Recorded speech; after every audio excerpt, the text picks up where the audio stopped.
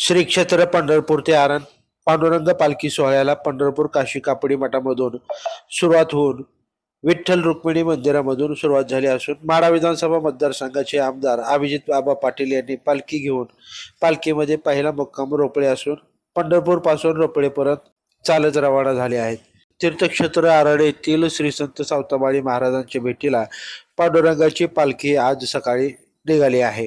ताज्या घडामोडी जाणून घेण्यासाठी लाईव्ह महाराष्ट्र झोन न्यूजच्या यूट्यूब चॅनलला सबस्क्राईब करा, तसेच बेल आयकॉनवरती क्लिक करा.